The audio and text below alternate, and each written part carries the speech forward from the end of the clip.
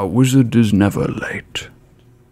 He arrives precisely when he means to. Since the last video I put out on conspiracy theories, I've been reading up a little bit, and one thing that keeps coming back to me is how similar the attitudes and rhetoric of people who believe in conspiracy theories and people who are cult members really are. And I've been cross-referencing what I used to believe and what other cults' maps of realities say for a little while now, and I found that there are a lot of conspiracy theories in circulation in these groups. So I thought we'd have a little look at what role the conspiracy theory plays in the cult mindset.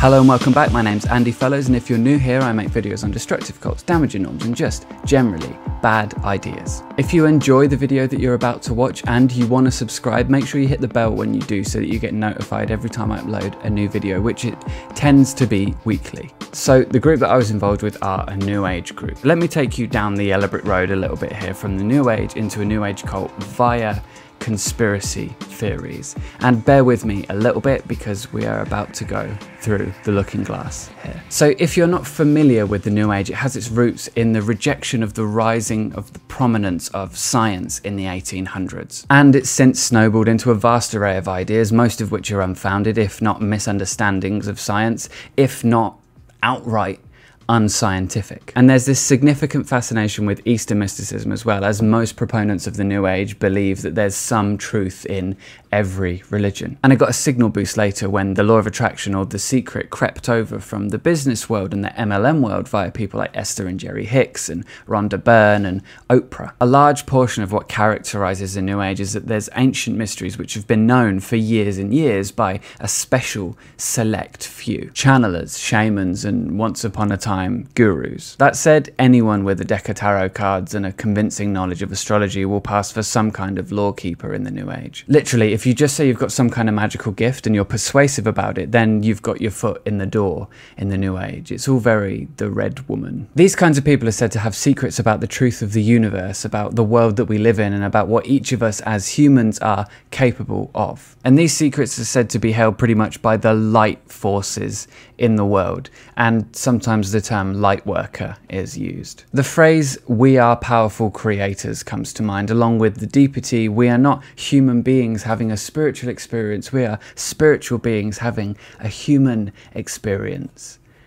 Yeah, there's a lot of that kind of thing. In the New Age, a lot of established science is misrepresented to support typically baseless claims. See the law of attraction. For most people in the New Age, things like crystals, essential oils, energy healing, plant medicine, they're taken more seriously than evidence-based medicine. And for many, the idea that aliens live among us or that aliens have made contact with us through spiritual channels is just a fact of life. The phrase Ashtar Star Command is said unironically. And along with the belief in alternative medicine and energy healing comes some strong assertions about what Big Pharma is really hiding. And along with the belief that aliens live among us comes strong assertions about what the government is really hiding and why. And along with the belief that we're being contacted by these aliens through spiritual channels come wild stories about alien-human hybrids and galactic federations of light, and yet more strong assertions about what the truth really is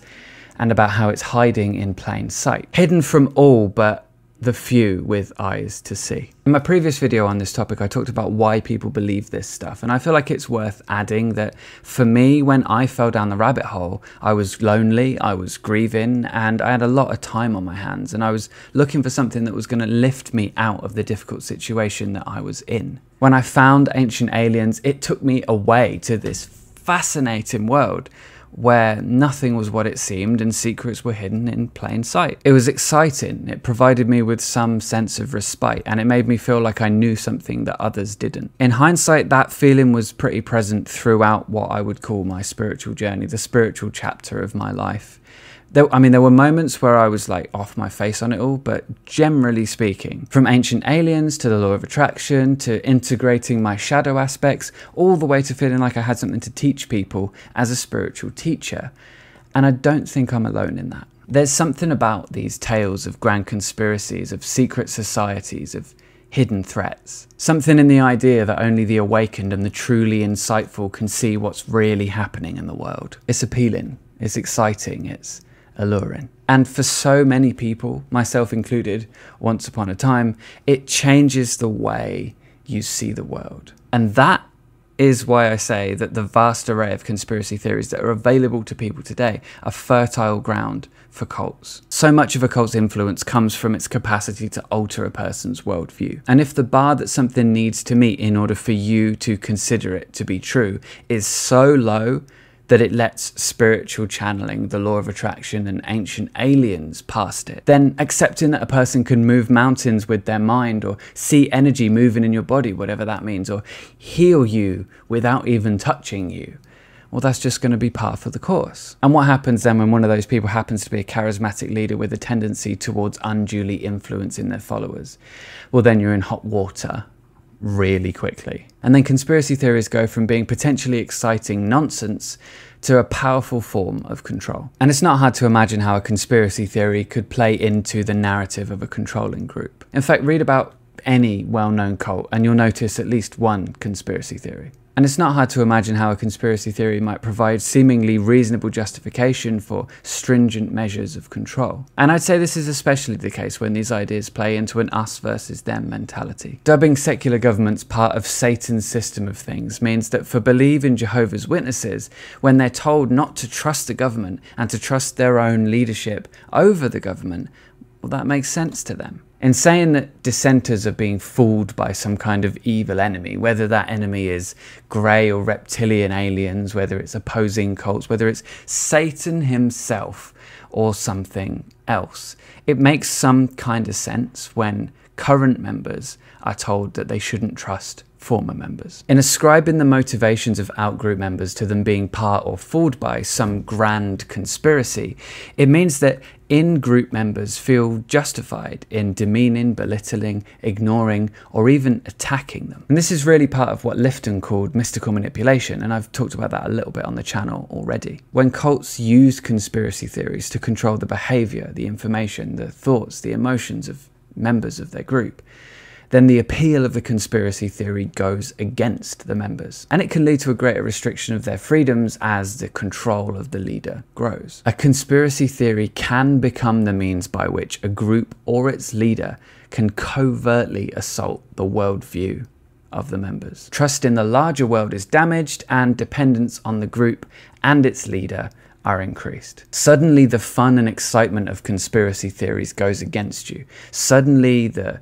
open-mindedness and the faulty judgment that led me and many other people to conspiracy theories has gone against us. The leaps of faith required to sustain a belief in flat earth and chemtrails and ancient aliens are suddenly paving the way for similar leaps of faith in believing the words of a charismatic leader just because they've said them. There's a huge crossover between conspiracy theories and cults, New Age or otherwise, in terms of how believers deal with established fact, in terms of how they deal with new information when it's presented to them, in terms of how they come by new information through what is usually a genuinely heartfelt search for something more. A passive looking or an active searching for something more, a search for some kind of truth, even if what that truth really is and what comprises that truth is, as it usually is, typically undefined. Personally, I think a quest for truth without developed skills of skepticism and critical thinking can be a mistake, especially if you're intent on disbelieving everything everybody else says unless you can verify it for yourself. And whatever a person's natural capacity for skepticism and critical thinking are, part of what will determine whether or not they're duped by lies and misinformation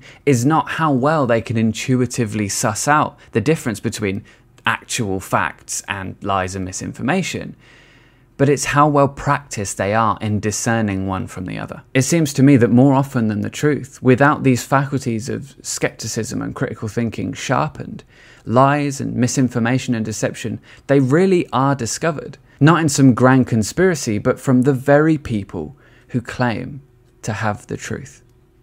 Videos like this are made possible by my wonderful patrons whose names you will see at the end of this video. If you like the video today and you want to help support the channel, the best way you can do that is through Patreon. There's a link to my Patreon in the description as well as in the live chat. Don't forget to like the video, subscribe to the channel so you can see more, and stick a comment below and let me know what you thought. But before you go, let me just say one last thing. Please, please, be kind.